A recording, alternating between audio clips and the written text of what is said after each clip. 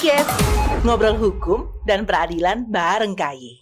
Sobat KAY, Mahkamah Konstitusi mengabulkan gugatan perkara nomor 90/PUU XX-I/2023 terkait usia minimal calon presiden dan calon wakil presiden dalam Undang-Undang Nomor 7 Tahun 2017 tentang Pemilu. Mahkamah Konstitusi membolehkan seseorang yang belum berusia 40 tahun untuk mencalonkan diri sebagai presiden atau wakil presiden selama ia berpengalaman menjadi kepala daerah atau jabatan lain yang dipilih melalui pemilihan umum. Peristiwa ini juga menarik perhatian salah satu sobat KAY yang mengajukan pertanyaan.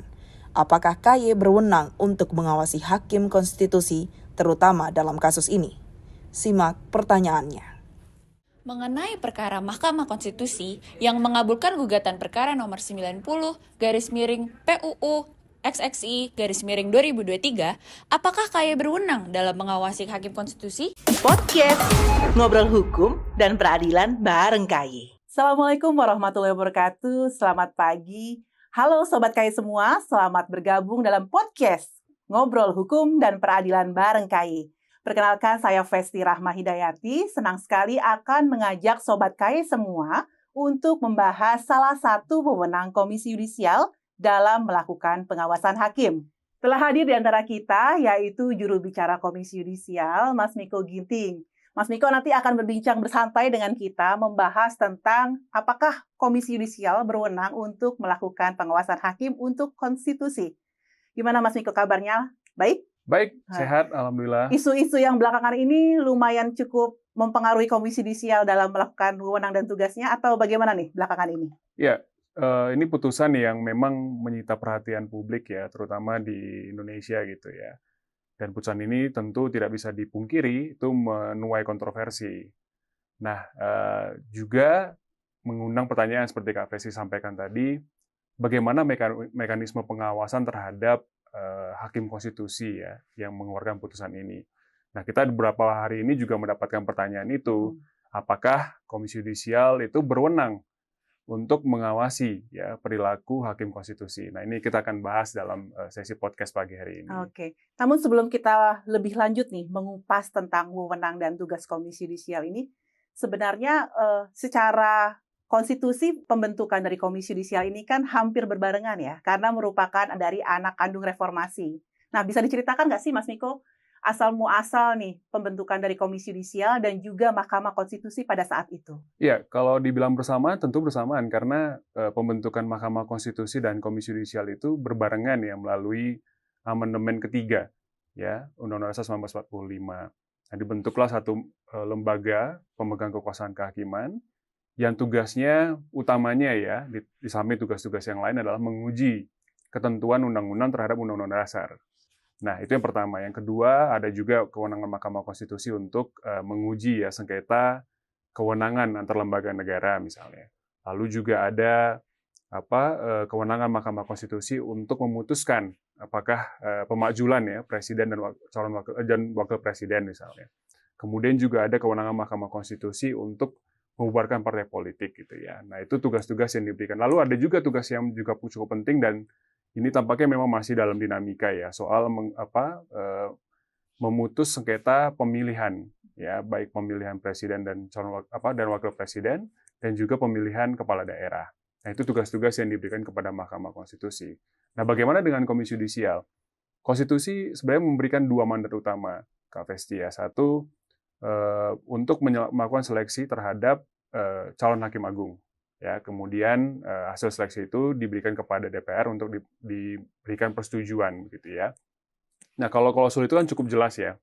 Jadi melakukan seleksi terhadap calon hakim agung gitu. Nah, ini mandat yang kedua ini yang tampaknya sering menjadi dinamika juga ya. Mandat kedua itu adalah bahasa konstitusinya jelas menyatakan bahwa Komisi Yudisial itu dan wewenang lain ya, memiliki tugas dan wewenang lain dalam rangka menjaga dan menegakkan kehormatan, keluhuran, martabat serta perilaku hakim. Nah, tentu pertanyaannya wewenang lain itu apa gitu ya. Nah, kalau kita lacak dalam risalah pembentukan Komisi Yudisial melalui amandemen ketiga Undang-Undang Dasar 1945, sebenarnya idenya besar sekali gitu. Jadi kalau kita gagasannya itu cukup komprehensif gitu ya. Bahkan sampai Komisi Yudisial itu diharapkan untuk menyusun anggaran peradilan misalnya sampai ke titik itu gitu ya. Nah, tapi memang ada, kalau saya mau kasih pandangan ya, ada satu celah di mana ketika gagasan besar itu dirumuskan dalam norma dan itu tidak terlacak sebenarnya kenapa gagasan yang begitu besar, yang ideal gitu, sampai kepada satu klausul dan wewenang lain dalam menjaga dan menegakkan kehormatan dan keluar martabat serta perilaku hakim gitu. Jadi memang ada gap di situ ya, dan itu yang tidak terlacak dalam konstitusi. Nah, dalam konteks itu sebenarnya yang paling penting adalah bahwa wewenang lain itu diartikan lebih lanjut oleh pembentuk undang-undang, atau dalam bahasa hukum itu kan disebut sebagai open legal policy ya, atau kebijakan hukum terbuka. Jadi apa yang menjadi kewenangan Komisi Yudisial dalam rangka menerjemahkan wewenang lain itu ditentukan lebih lanjut oleh undang-undang gitu. Nah, salah satunya yang kita kenal, meskipun tidak salah satunya, yaitu pengawasan hakim gitu. Berarti pengawasan hakim, berarti semua hakim, termasuk hakim konstitusi kah, atau memang hakim hanya yang di bawah dengan badan peradilan seperti MA? Ya, kalau kita lihat di Undang-Undang pertama Komisi Yudisial, Undang-Undang nomor 22 tahun 2004 ya, 22/2004, secara jelas kan disebutkan bahwa Komisi Yudisial itu mengawasi dua jenis hakim ya. Hakim di Mahkamah Agung ya, termasuk Hakim Agung dan semua hakim di bawah ya, di bawah Mahkamah Agung, dan Hakim Konstitusi. Nah, dalam dinamikanya dan perkembangannya, pada tahun 2006 itu diujilah ketentuan norma itu ya, dan melakukan pengujian beberapa hakim agung gitu ya, diuji ke Mahkamah Konstitusi. Okay. Nah, sebenarnya permohonan mereka jelas meminta bahwa Komisi Yudisial itu tidak berwenang mengawasi hakim agung gitu. Okay. Hanya hakim agung ya? Hanya hakim agung. Nah, kemudian oleh Mahkamah Konstitusi itu mungkin bahasa hukumnya ultra petitum gitu ya, atau melebihi dari permohonan. Kalau saya memandangnya justru bukan melebihi permohonan, tapi tidak dimohonkan. Nah, Mahkamah Konstitusi lalu memutuskan bahwa Hakim Agung itu masuk dalam kewenangan Komisi Yudisial, tapi yang tidak dimohonkan, yaitu pengujian terhadap Hakim Konstitusi, diambil, lalu diputus bahwa Komisi Yudisial tidak berwenang untuk mengawasi Hakim Konstitusi gitu. Nah, itu putusan nomor 005/2006 gitu. Sejak itulah kemudian Komisi Yudisial tidak lagi menjadi pengawas bagi Hakim Konstitusi gitu ya, dalam rangka pengawasan gitu. Nah, sebenarnya ada yang menarik dalam putusan itu ya, kalau kita lihat soal terminologi hakim ini kan, hakim ini kan tadi tugas Komisi Yudisial kan dan wewenang lain dalam rangka menjaga dan menegakkan kehormatan, keluhuran martabat serta perilaku hakim. Nah, hakimnya itu apa gitu? Yang menarik dalam putusan 005/2006 itu, salah satu pertimbangan Mahkamah Konstitusi adalah bahwa Komisi Yudisial itu memang tidak dicanangkan untuk mengawasi Hakim Konstitusi. Karena apa? Karena secara sistematis Komisi Yudisial itu diletakkan pada pasal 24B Undang-Undang Dasar 1945. Sementara Mahkamah Agung di 24A dan Mahkamah Konstitusi 24C. Mungkin ini terdengar seperti apa gitu ya. Tapi kalau kita lihat putusan Mahkamah Konstitusi, salah satu pertimbangan utamanya itu jantung pertimbangannya gitu. Jadi menyatakan bahwa kalau di Komisi Yudisial di pasal 24B, tentu dia mengawasi hakim yang disebutkan lebih dulu, yaitu di 24, yaitu Hakim Agung dan hakim di bawah Mahkamah Agung. Sementara hakim setelah ya pembentukan klausul pembentukan Komisi Yudisial, yaitu Hakim Konstitusi di pasal 24C, itu tidak termasuk dalam objek kewenangan Komisi Yudisial gitu. Nah, ini salah satu ya jantung utama dari pertimbangan putusan Mahkamah Konstitusi 2006 itu gitu. Nah, tentu pertanyaannya menjadi menarik. Apakah memang putusan Mahkamah Konstitusi itu ya tentu final dan mengikat dan harus dihormati ya. Tapi apakah kemudian ketika ada perkembangan dan dinamika di kemudian hari, putusan Mahkamah Konstitusi itu tidak bisa diubah? Nah, ini jadi pertanyaan menarik nih, dan mungkin Sobat KAI juga bisa menganalisis ini ya gitu. Dalam perspektif living constitution misalnya, bahwa konstitusi itu mengikuti dinamika dan konteks yang hidup, ya tentu sah-sah saja gitu. Putusan yang 2006 begitu ya, sekarang 2023, tentu banyak dinamika dan perkembangan yang terjadi gitu, dan konstitusi harus merespon itu gitu. Oke. Apakah bisa dikatakan dengan lain bahwa tidak ada pengawasan terhadap hakim konstitusi, dengan sendirinya cenderung bahwa independensi ataupun yang dimilikinya itu jadi kebablasan, dengan singkatnya seperti itu, Mas Viko? Ya, sebenarnya gini, kan yang sering dipertentangkan itu pengawasan dengan kemandirian ya. Seakan-akan itu kalau kemandirian itu tidak tidak identik dengan pengawasan. Padahal tidak, pengawasan itu dan kemandirian hakim itu satu keping uang logam sebenarnya gitu. Jadi tidak ada kemerdekaan hakim tanpa pengawasan. Dan sebenarnya kalau pengawasan itu optimal ya, kepercayaan publik terhadap peradilan kan juga optimal. Nah, kepercayaan publik terhadap peradilan yang optimal itu menunjang kemerdekaan hakim yang juga optimal gitu. Jadi sebenarnya kalau kita mau mendorong kemerdekaan hakim gitu ya, maka yang harus didorong juga pengawasannya. Ini berlaku juga ya, baik Mahkamah Konstitusi maupun Mahkamah Agung gitu.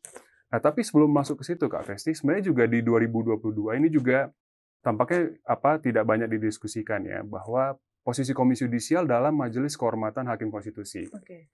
Nah, jadi ini menarik juga karena di 2022 itu ada satu advokat ya, ini juga kita tidak tahu ya, konteks apa yang menaungi sehingga ada satu klausul di Undang-Undang Mahkamah Konstitusi yang diuji ke Mahkamah Konstitusi mengenai komposisi ya Majelis Kehormatan Hakim Konstitusi. Nah, lalu Mahkamah Konstitusi saat itu kita di Komisi Yudisial juga sudah siap-siap sebenarnya ya untuk menanggapi lah ya permohonan ini sebagai pihak terkait. Nah, menariknya di Undang-Undang Mahkamah Konstitusi itu disebutkan bahwa jikalau Mahkamah menilai bahwa tidak dibutuhkan keterangan dari pihak-pihak lain, Mahkamah bisa langsung memutus. Jadi saat itu memang tidak ada sidang dalam arti pembuktian ya, tidak mengundang Komisi Yudisial, tidak mengundang pemerintah, tidak mengundang DPR. Nah, diputuskanlah bahwa komposisi Mahkamah Hakim Konstitusi yang tadinya adalah Hakim Konstitusi, kemudian akademisi hukum dan juga Komisi Yudisial itu dinyatakan inkonstitusional. Sepanjang tidak dimaknai bahwa Komisi Yudisial itu diganti menjadi tokoh masyarakat. Singkatnya dikatakan bahwa Komisi Yudisial itu tidak ada dalam Majelis Kehormatan Hakim Konstitusi, yang adalah tokoh masyarakat gitu. Nah, ini menarik ya karena satu secara empirik sebenarnya keterlibatan Komisi Yudisial dalam pengawasan Hakim Konstitusi itu teruji. Terujinya di mana? Ada 2 kasus di Mahkamah Konstitusi di mana keterlibatan Komisi Yudisial sangat signifikan gitu. Pertama kasus Akil Muchtar di 2013 ya. Saat itu Wakil Ketua Komisi Yudisial Pak Abbas Said ya kalau tidak salah itu menjadi anggota dari Majelis Dewan Etik ya. Nah, saat itu Akil Muchtar diputus ya bersalah secara etik. Nah, yang kedua tahun 2017. Bahkan saat itu Komisi Yudisial melalui Wakil Ketuanya Sukma Violeta itu menjadi ketua ya Dewan Etiknya ya untuk kasus Patrialis Akbar dan diputus juga gitu. Bersalah melanggar etik gitu. Jadi secara empirik pengalaman Komisi Yudisial dalam pemeriksaan etik itu teruji gitu ya.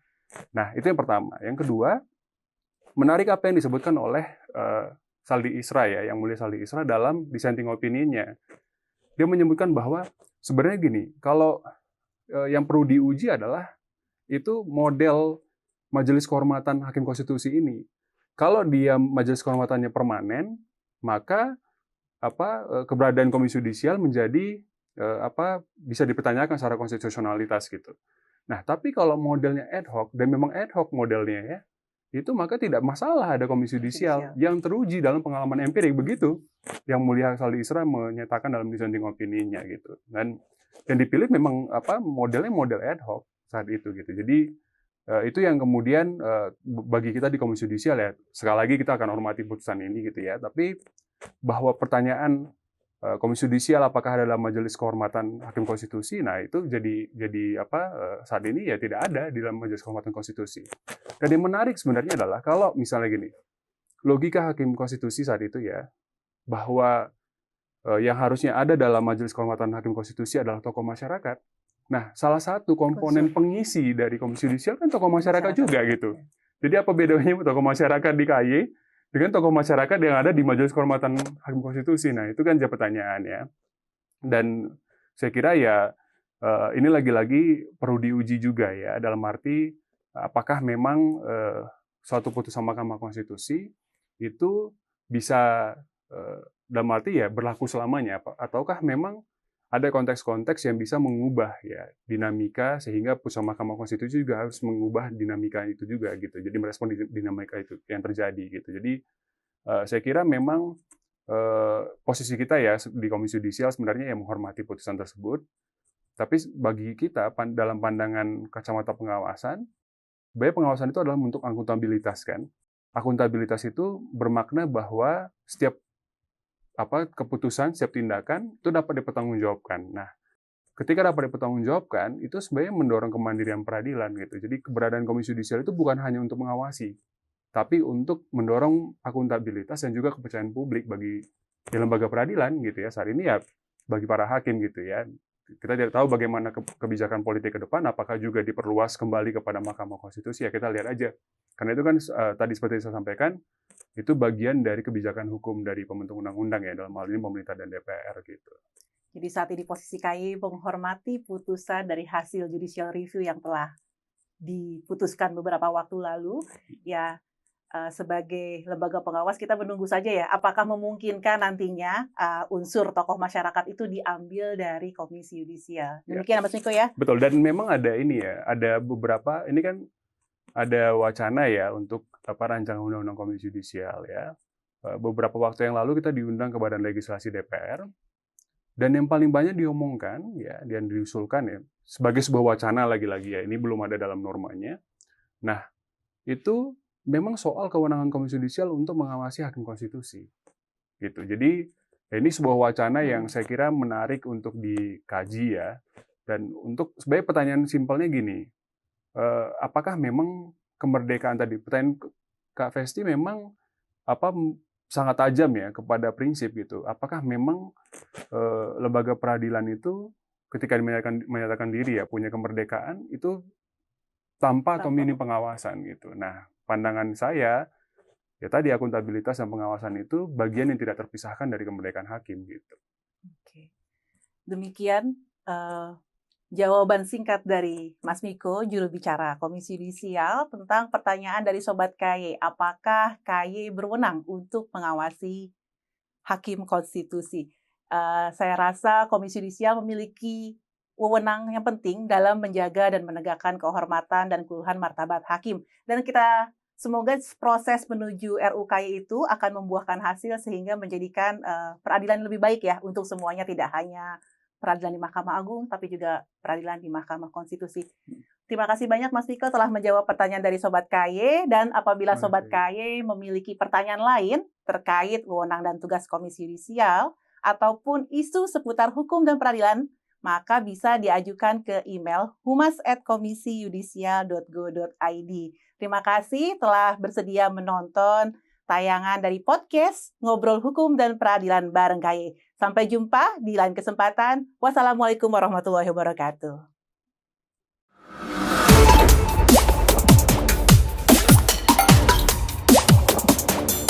Podcast Ngobrol Hukum dan Peradilan bareng KY.